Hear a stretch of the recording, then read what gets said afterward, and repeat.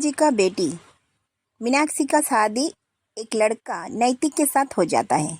फिर मीनाक्षी शादी के बाद अपने ससुराल आ जाती है और उसकी सास उसकी स्वागत के लिए गुलाब के फूल बिछाए हुए होते हैं। साथ ही वो बड़े प्यार से उसकी आरती उतारते हैं और गिफ्ट में उसे सोने का हार देती हैं। आओ बहू, अंदर आओ, ये घर आज से तेरा है और तुझे कोई मदद चाहिए तो मुझे कह देना। अच्छा, अब तुम दोनों थक गए होंगे, जाओ कमरे में आराम कर लो। थैंक यू माँ जी। मीनाक्षी नैतिक के साथ अपने कमरे में चली जाती है।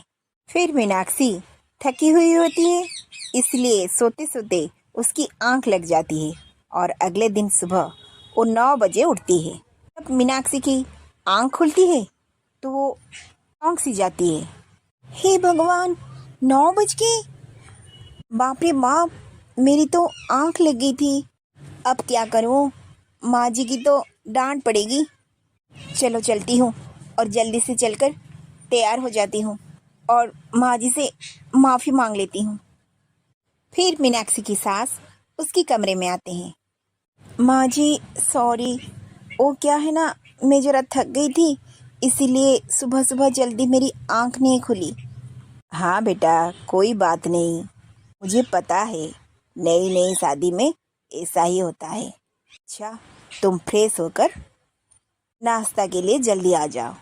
सी अपनी सास की बात सुनकर बिल्कुल हैरान रह जाती है कि उसकी देरी उठने से उसकी सास तो उसे घंटा तक नहीं। फिर वो अपने मायके के बारे में सोचने लगती है क्योंकि उसकी सौतेली माँ उसे देर तक सोने ही नहीं देती है। फिर मीनाक्षी तैयार होकर डाइनिंग पर आती है। फिर उसकी सास मीनाक्षी की नज़र उतारती है। हाय हाय, मेरी बहू को नज़र ना लगे। पाए लखो माँ जी, जुब जुबी, हाँ जुब जुब जियो, दूधो नहाओ पुतो फलो, आओ मेरे पास बैठो। फिर सब मिलकर खाना खाते हैं। खाना खाने के बाद मीनाक्षी जब प्लेट उठाती है, फिर उसके हाथ से एक प्लेट नीचे गिर जाती है और वो प्लेट टूट ही जाती है। मीनाक्षी बहुत घबरा जाती है। ओ माँ जी, मुझे माफ़ कर दीजिए, मैंने जानबूझकर ये प्लेट नहीं गिराया। हाँ हाँ बहू, कोई बात नहीं, प्लेट टूट गया तो दूसरा आ जाएगा, इसमें तुम इतना परेशान क्यों हो रहे हो? तुम इतना घबराओ मत, तुम्हें कोई कुछ नहीं कहेगा। फिर इस बात पर मीनाक्षी अपनी माँ के बारे में सोचती है क्योंकि मायके में मीनाक्षी जब एक कप तोड़ दी थी तब उसकी सौतेली माँ से बहुत डांटने लगी थी। इसलिए मीनाक्षी की मन में बहुत डर था। भी ये तो ससुराल है, लेकिन उसकी सासू माँ की इतना प्यार देखकर मीनाक्षी आश्चर्य रह जाती है। मीनाक्षी की ये हरकत से उसकी सास उसे कुछ भी नहीं कहती है। ऐसे ही दिन गुजरते जाते हैं। उर्मिला अपने बहू के लिए बाजार से कुछ ना कुछ खाने के लिए लाती थी और नए नए कपड़े उसके लिए बनवा देती थी। सासू माँ का इतना प्यार देखकर मीनाक्षी की आंख भर आते हैं तो मन ही मन बहुत खुश हो जाती है। अगले दिन सुबह उर्मिला अपनी बहू की पसंद की गाजर की हलवा बनाती है और उसे अपने हाथों से खिलाती है। ये देखकर मीनाक्षी की आंखों से खुशी के आंसू बहने लगती है, पर उसकी आंखों में आंसू देखकर उर्मिला उसे कहती है, ये क्या बहू, मैं जब तुझे ज्यादा प्यार देती हूँ तो रोने लगती है, क्या बात है? मुझे नहीं बताओगी? खैर, मैं भी तो तेरी माँ जैसी हूँ।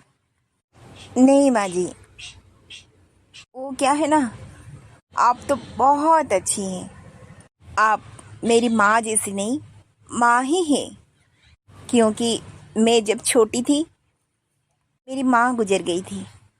मेरी सौतेली माँ मुझे कभी प्यार नहीं दिया, मैं तो जिंदगी भर माँ का प्यार पाने की बहुत तरस गई और आपसे इतना भरा प्यार पाकर मैं तो बहुत खुश हूँ। तुम चिंता मत करो बहू, मैं तुम्हें बहुत सारा प्यार दूंगी क्योंकि तुम तो मेरी प्यारी बहू हो। रमा बहन चाहे तुम्हें प्यार ना दिए हो। जसोदा की तरह तुम्हें पाला भी तो है, जिसके लिए आज मैं इतनी अच्छी प्यारी बहू पा सकी। फिर उसी समय मीनाक्षी की माता पिता वहाँ आ जाते हैं और रमा बहन दूर से सास बहू की दोनों बात सुन रही थी, जिससे रमा बहन की आंखों में आंसू आ जाते हैं। रमा बहन को अपनी गलती का एहसास हो जाता है। वो मीनाक्षी को माफ़ी मांगते हैं कि उन्होंने उसके साथ जो भी किया था वो ठीक नहीं था। मीनाक्षी को उसकी सास इतना प्यार देकर देखते हुए वो बहुत खुश हो जाते हैं।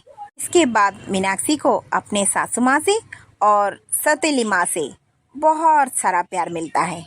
वो खुशी खुशी अपनी ज़िंदगी बिताती है।